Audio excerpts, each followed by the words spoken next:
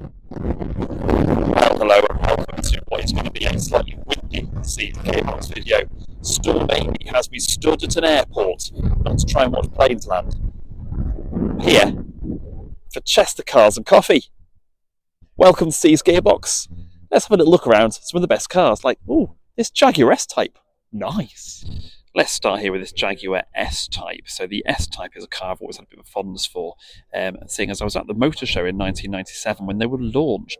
Now this one is better because it's got the sort of phase one rear lights. And of course, you look at it, it's equipped by the looks of it with the 4-litre V8 engine they put in these. Now, I've got to say, I always thought the retro styling of the S-Type was probably better than the retro styling of the other car that was launched at the same motor show, the Rover 75, although I have a soft spot for both of them. But I think an S-Type is something that I'd definitely like to have one day, not just because of the Leaper.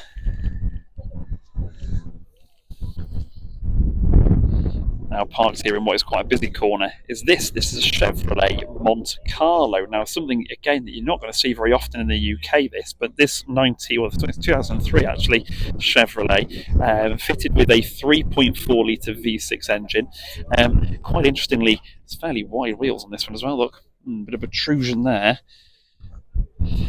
and so from the awkwardly positioned rear indicators, this is a really lovely style thing. So a big luxury cruising coupe. I should imagine with that 3.4 litre engine, it probably pulls about maybe 450 horsepower. Certainly not going to be many.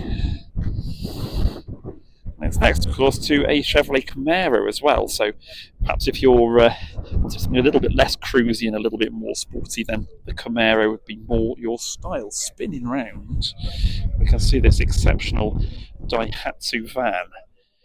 That's nice and low.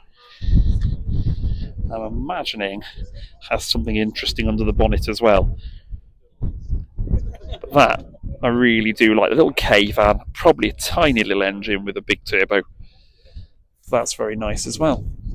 And here at Chester Cars and Coffee, there's all sorts of interesting stuff, including Aston Martins. But for one interesting, let's look at this little tiny Fiat Abarth 500, which is so regular here at the show, with its tiny little 695 Abarth replica. And then for rare and interesting, how about this? So this is a Davrian. The Davrian is very small, tiny little thing, barely comes up to my hips. There's a car about which I know almost nothing, so I can't even tell you that much, other than it is really quite excellent. So let me tell you a little bit more about the Davrian. So the Davrian, I've just been chatting to the owner, to be fair. So the Davrian, the owner bought this back in the 1980s, and it's actually a kit car, would you believe, based on a Hillman Imp. So it's got the Imp 998cc engine in it, and it was built entirely from fiberglass. All the underneath is Imp, the fiberglass bodies on the top. Built in Lampeter in Wales, would you believe? So a good car. So maybe not the Gilburn. It's not the only Welsh car after all. And the company is still going in Lampeter, called Davrian now, making kit cars, which would be interesting to see. I think I'm going to have to go and look them up. But I've just watched a fella that's 6'2" try to get into it, and I'm 6'1", and there was no chance of him getting in. So I think it's a car that I have to say would be too small for me to drive, which is a shame because it's a really cool car. It looks like the door handles are probably Hillman Avenger, and lots of little subtle things. The headlights on it are not original ones. They were originally pop-ups, but they weren't very practical, so the factory did a second front end. And the owners had it for a very, very long time and actually dailied it for a while. What a hero. I really, really like that. Okay, one car that certainly caused a lot of popularity today is this Lancia Stratos. Now, the question is it a real one or is it a replica? Showing as a Lancia Vito, I need to do a car check, so I don't know. But really, an absolutely excellent thing with all sorts of rally pedigree. So these are really famous for all their rally exploits, winning rallies back in the 1970s. Really is absolutely classic shape. This one, you have to say, is a really, really lovely condition as well. Those twin exhausts out the back. I like that. So a really rather nice Porsche 944 here. It's slightly wider body than the 924. These ones, I think, all feature the 2.5 litre engine, although I could be wrong. I'll never forget when a friend of mine, when I was much younger, I was still a teenager, I think, and he bought a 944. He was in his early 20s because they were dirt cheap. They're not dirt cheap anymore. But that wider flared arch really did suit the shape, and it made it kind of a little bit more beefier than the 924, didn't it? That was his contemporary, and I can see why you might have gone for one of those. So I've come today in the Saab convertible because it's a sunny day, so why not? But look over there, that is a really lovely purple Volvo 940. Saloon flavour as well, very, very nice. Got to be said, that is something very much to like. But if we're looking for some 90s nostalgia, let's look no further than an Alfa Romeo 156 Touring. So the Alfa Romeo 156 won the Car of the Year award in 1997 because of its absolutely superb design and wonderful mechanicals. And the 156 always has been, to me, one of the best 90s Alphas. And in touring form, it really does suit, I think, the estate body. About a few years ago, I had a 156 2.4 JTD in saloon flavour in black. It was a great car, at 107,000 miles on the clock, and looked the part as well, until I found the sticker under there proclaiming that the cam belt had been replaced at 170,000 miles, and realised that it had indeed lost a few miles along the way. Which put me off it slightly, and then the clutch went, which put me off it even more. But I never found, apart from that the Alfa was especially unreliable, despite their reputation. But got to admit, 156 is a car I would really, really love to own again, actually. Well, look, someone's bought some kind of Volkswagen. But then there's a proper car. Look at this. This is a Rover 220 Tomcat. Now that's what you're here to see. The 220 based on the R8 Rover, but it was the coupe version. And this one is a 220 turbo, 2-litre turbocharged engine, which meant that these things absolutely flew because they're not heavy, they're not big, and you know, contemporarily, they were quite sought after. Look at the lovely twin sunroof action going on here. Pop both of those bad boys up. And of course, sumptuous leather. Because Rover.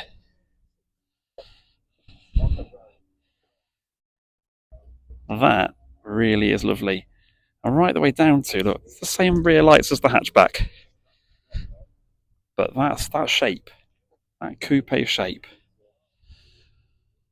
Right, let's add a bit more information. So, it turns out this 220 Tomcat was rescued from a scrapyard in London in 2024 and then lovingly put back on the road with many bits of work done. And look, I get a really nice profile shot of it now. That's a gorgeous profile, isn't it? But lots of work done to this car to get it back on the road, and I am so glad that they did. Because that is wonderful to see. Okay. Look, I know I focus on the rare and unloved, but I can't deny that that is a beautiful car. It's a Ferrari. I don't know what Ferrari it is. In fact, I think I actually know less about this than I did about the Davrian, other than it's a Ferrari. I'll concede. That is beautiful. Now here's a car you wouldn't necessarily expect me to wax lyrical about, but that's a Renault Wind. I drove one of those once. It was absolutely excellent. I really do like that. And look, also coming out here now, a first generation SLK. Again, a car which I have to say, really appeals. Something I think I'd like to own one day. Let's get a full 360 of this K car van, whilst Porsches and Aston Martins drive past. And instead of filming them, I'm busy filming a Daihatsu. Without trying to not get run over.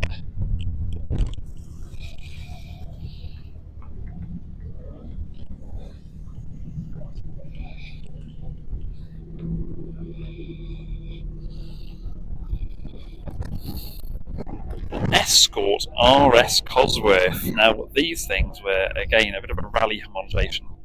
I can never say that word, but to try and to meet rally regs, to actually have some that are road built. But I think it was really iconic, wasn't it?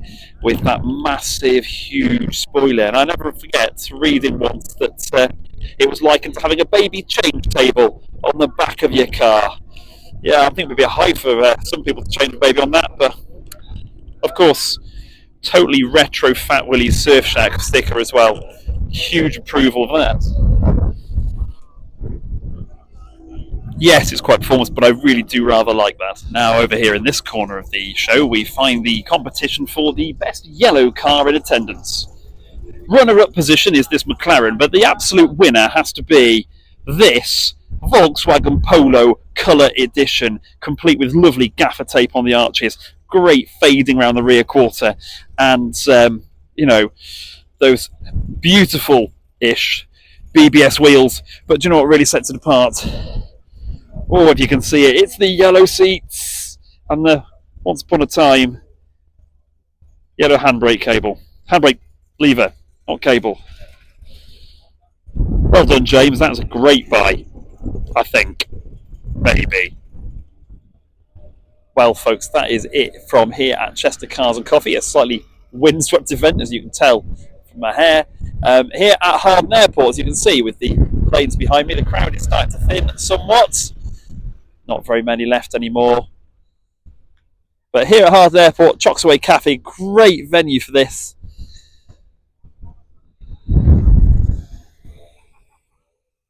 And look, I hope you enjoyed this video. And we look forward to the next Chester Cars and Coffee and other events, although they are slowing down over the winter. So we might do a few more car reviews here on the channel to kind of tide us through the winter. But thank you very much for watching. There's liking and subscribing, which you can do to support us. And I'll see you in another video at some point. Toodaloo.